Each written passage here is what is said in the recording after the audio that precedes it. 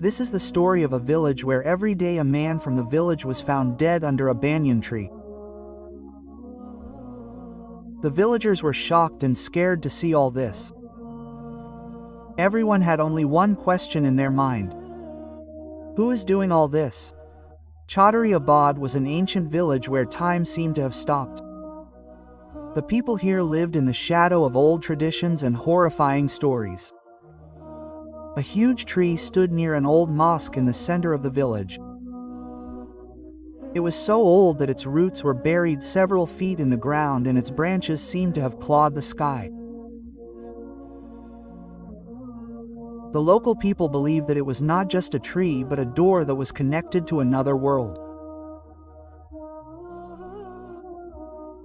According to the elders, whoever went under this tree after sunset either never returned, or if he did, he would have lost his senses and would not be able to speak a single word for the rest of his life. This tree was called the Manhu's tree. No one in the village had ever dared to cut it down, because whoever thought of doing so was either found dead the next day or became a victim of some accident. But Zara was not interested in these stories.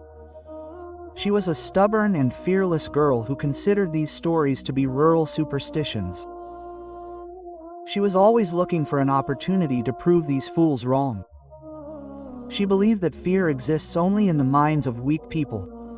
Nothing like this happens in reality.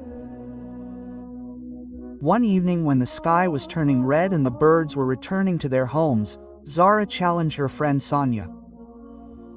"Do you really think there is something in this tree?" Zara asked, laughing. Sonia looked at the tree with worried eyes. "Zara, this is not a joke.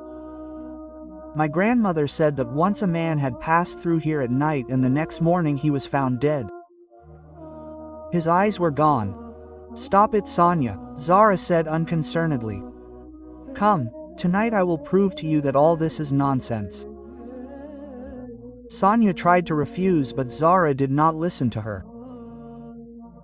She went to the tree laughing and grabbed its lowest branch and shook it.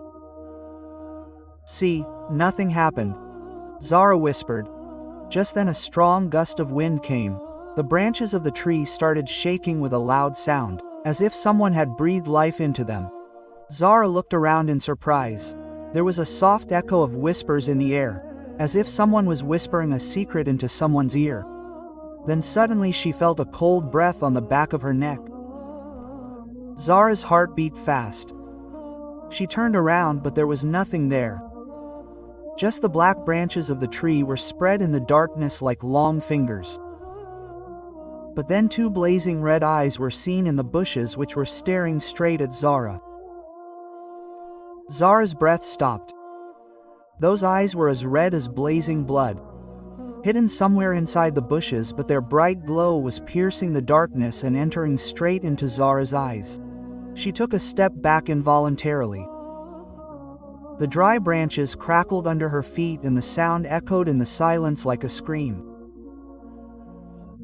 Sonia screamed and she ran without looking back. Zara's heart started beating fast. But she stood firm. For a few moments those eyes remained motionless. Then slowly they started going deeper inside the bushes, as if someone was retreating. But there was someone there. Zara gathered her courage and said in a trembling voice, "Who is there?" There was no answer.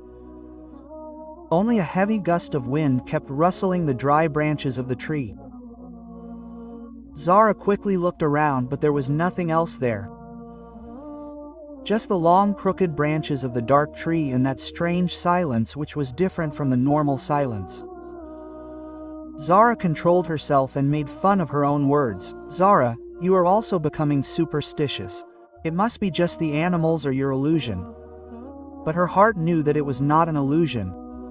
Suddenly a branch of the tree bent down with a creaking sound as if someone had grabbed it and shaken it. Zara jerked back and looked at the tree. Was it the wind or something else? Just then a whispering sound emerged. Zara's blood froze in her veins, as if someone was standing very close to her ear and speaking. Zara's body became numb. "Zara, you have come." Zara's lips started trembling. This was not possible. There was no one. But there was a strange attraction in that voice. Something that was creating an unnamed restlessness along with fear in her heart. Then suddenly those eyes started coming out of the bushes. Zara's body started moving back automatically. A shadow which was darker than darkness started moving inside the bushes. Zara's breathing became irregular, as if the heart would come out of the chest. And then something came out of the bushes quickly and leapt towards Zara. Zara screamed and moved back with all her might. Her feet slipped on the ground and she fell down with a thud. She tried to get up quickly, but a heavy breath emerged from behind her. She felt someone's presence so close that the heat of the breath was on her neck. Lying on the ground, she tried to move back quickly. Then that shadow disappeared inside the bushes again, as if it had never been there. The wind stopped. The silence deepened. Zara choked and tried to get up quickly. But then she felt someone's presence very close to her. Very close. It felt as if someone was standing right next to her but couldn't be seen. Zara's body became blank. Her mind was screaming that she should run away from here immediately, but her steps were starting to freeze. "You will come here again." "Zara," this whisper was so clear that Zara's scream stopped. She turned around and tried to look into the darkness, but there was nothing there. Only the same trees, the same bushes and the same terrible silence. Zara shook herself with all her might and started running. She ran so fast as if death was chasing her.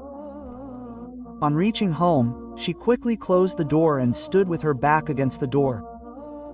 Her heart was beating like crazy. Her palms were drenched in sweat. She knew that something was definitely there. But what did Zara feel? Maybe all this was a game of her mind. But those whispers, those red eyes. Zara quickly locked the door and went straight to her room. She wanted everything to become normal, but it did not happen. It was 2 o'clock in the night. The whole house was silent. But Zara was not able to sleep. She was turning sides on the bed. But every time she felt as if someone was watching her. Just then a slight sound came from outside the window. Zara's breath stopped. She slowly straightened up and looked towards the window. It was dark outside. Nothing was visible. But then someone knocked lightly on the window. Zara's body froze. Who could it be at this time? She slowly went near the window and tried to peek out from behind the curtain. There was nothing outside. Only a light gray mist that was floating on the ground.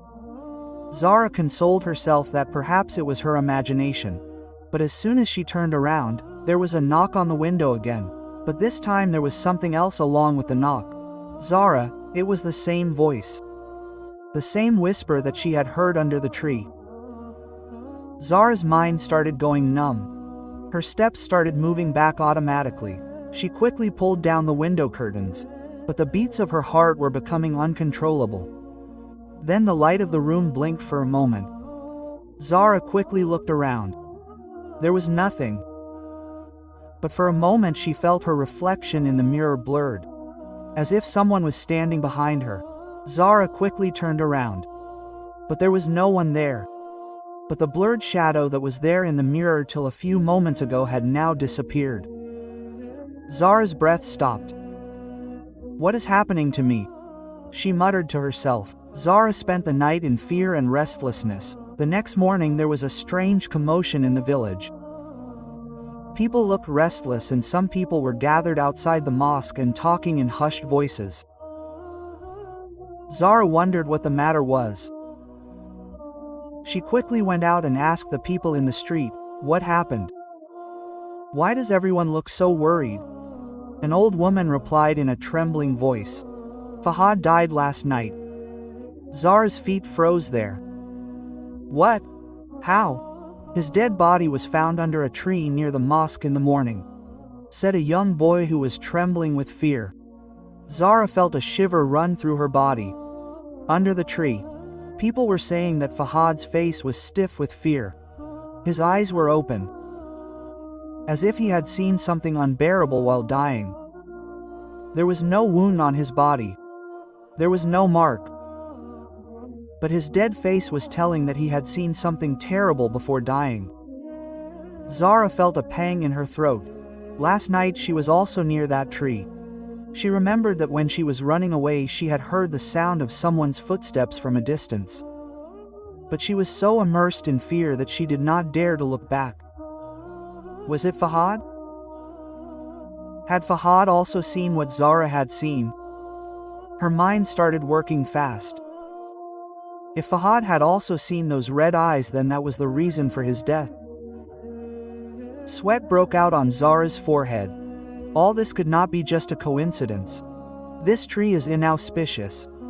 An old man of the village said angrily, "Hey, it should be cut down immediately." Some people started nodding their heads in agreement.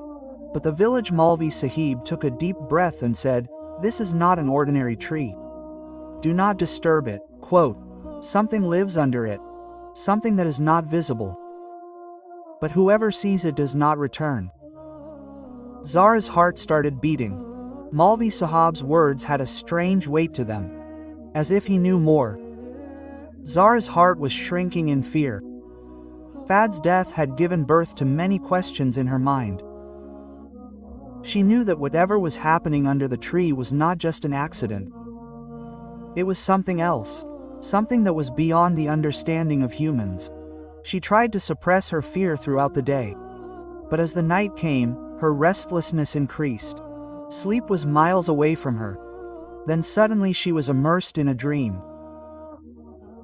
Zara was seeing the same scene in her dream too, and this time her body was frozen like a stone, as if some supernatural power had gripped her. Something was emerging from the roots of the tree and a melody had surrounded her. She tried to open her eyes, but she was tired of moving.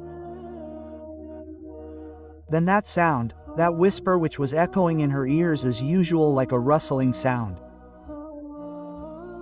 This sound was so soft that if she tried to listen louder, it would become more moderate. Then suddenly those eyes, glowing like bloodshot eyes, appeared in front of her. Zara's scream got stuck in her throat and she woke up, breathless, drenched in sweat. The room was still dark, but the reality of the dream had completely gripped her. Zara tried to control her body and switched on the light of the room. But her heart was beating fast. Around morning, Zara took a decision. She would go to Maulvi Sahib and tell him everything. Maulvi Sahib was sitting in the village mosque and he seemed lost in deep thought. Zara came close to him and after remaining silent for some time, finally said, "Maulvi Sahib, tell me, what do you know about this tree? Is there really something that lives there?" Maulvi Sahib looked at Zara for a moment. Then he said softly, "You have asked the question at the right time, child. This tree is not just a tree but a door which is connected to the other world, and whoever steps there puts not only himself but also the fate of the village in danger." Zara's condition started deteriorating. There was a storm in her mind and her eyes were wide with fear. But Fahad Zara asked the question, his voice was trembling. A reflection of a scary reality emerged in Maulvi Sahib's eyes. Fahad could not bear the intensity of his fear, whatever he had seen. That tree, that door which is the abode of a jinnat, whoever plays with it, never comes back. Zara's body started trembling. She immediately shook her mind and told herself that all these are just stories. Nothing. But then she felt that her shadow was moving behind her and that voice whispered in her ear again. Zara's mind had become numb. Maulvi Sahib looked towards Zara. His eyes were deep and full of affection, as if he knew something that was important for Zara. But he did not want to tell her immediately. "Daughter, you have to agree to one thing. All this is not in your control. You have to stay away from this tree, Maulvi Sahab said. Tears came in Zara's eyes, but she immediately regained her composure. She had always been strong. She was never afraid of anything, but today a strange battle was going on inside her. But Maulvi Sahab, if this is really a door, then who is the one who lives behind it? And why is he looking at me? Zara asked anxiously. Maulvi Sahab remained silent for a moment as if he had the answer. But he did not want to reveal it to Zara. Finally he took a deep breath and said, "This is not an ordinary creature, Zara.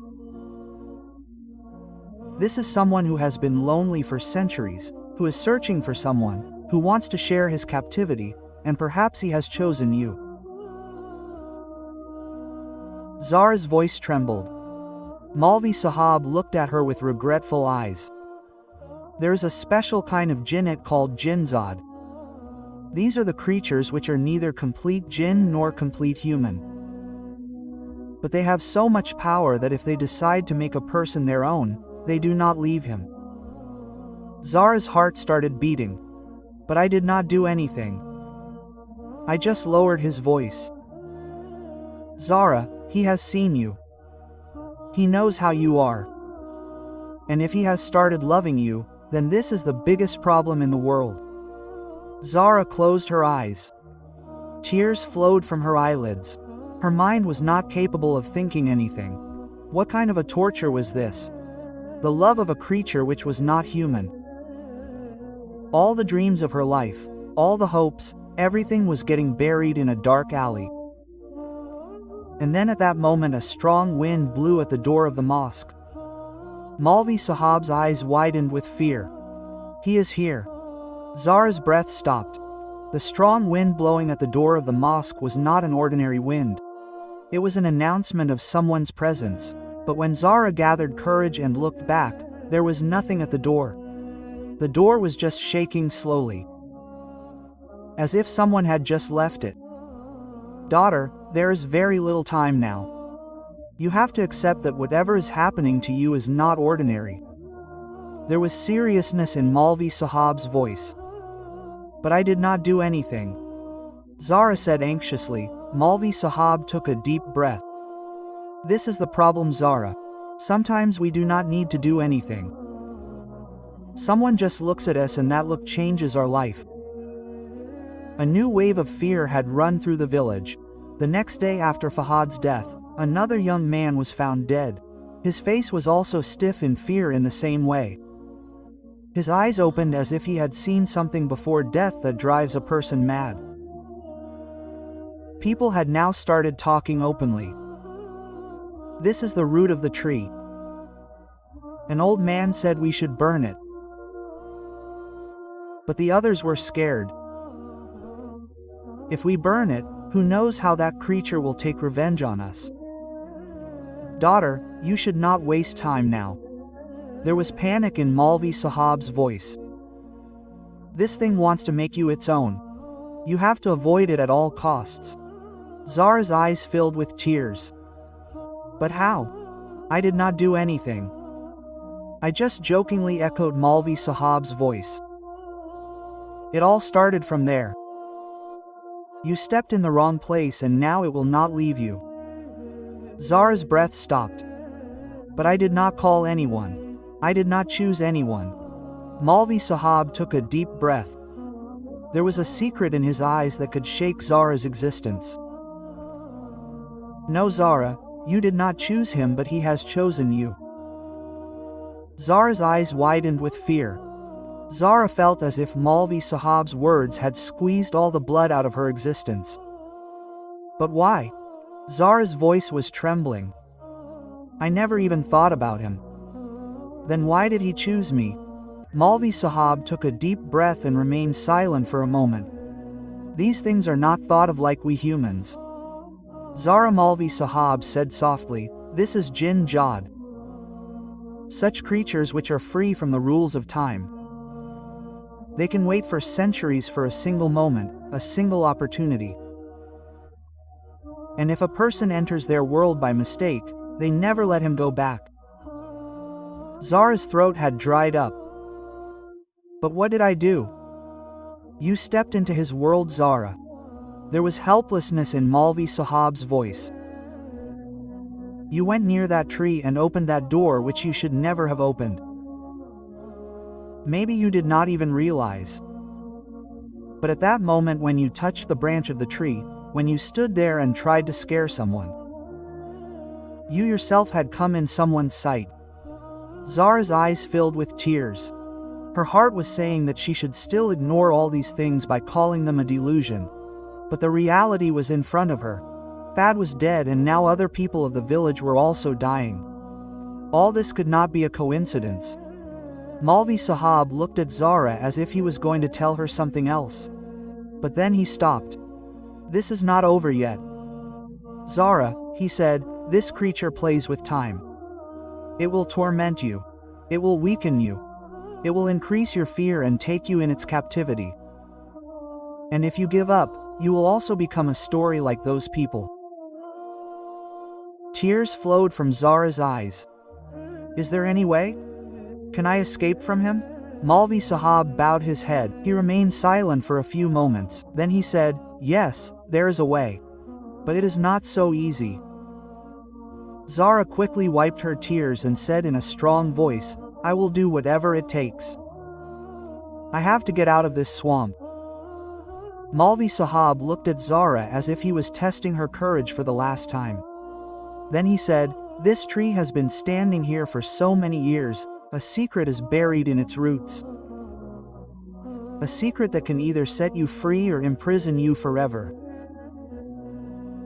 Zara's heart skipped a beat. A secret buried in the roots of the tree. Malvi Sahab took a deep breath and said softly, this is not an ordinary tree. Zara, it has been standing here for centuries and something is buried beneath it that should never have opened. But perhaps your arrival has shaken that door again. Zara said anxiously, what is this secret? Tell me everything. Malvi Sahab looked into Zara's eyes and then peeped out of the mosque door and started looking somewhere far into the darkness. As if he was sure that the one he was talking about was listening. Many years ago, an incident had happened in this village which no one mentions now. Malvi Sahab started saying in a whisper, there used to be a girl here just like you. She was beautiful, stubborn and above all, fearless. Zara felt a shiver run through her body. She was also like me. Malvi Sahab nodded his head. Yes, she also thought all the stories were a joke. And one day, under that tree, she saw something that a human being cannot see. Zara's eyes widened with fear. Then what happened? She asked with difficulty. Malvi Sahab took a deep breath. Then she never came back. Zara's blood started running cold. But people say that she was not dead. She was not lost. Rather, she had become a part of that tree. And whenever someone goes near that tree, she looks at him and waits for someone to come and take her place. Zara felt as if the whole room started spinning. So is she the same Jinzad? Her voice was trembling. Malvi Sahab shook his head in denial. No, she was not Jinzad, but the creature that had taken her is looking at you today. Zara held her head. Her mind was going numb. The meaning of this story was that she was not the only one who had to face this trouble. To know the further story, write part 2 in the comment box.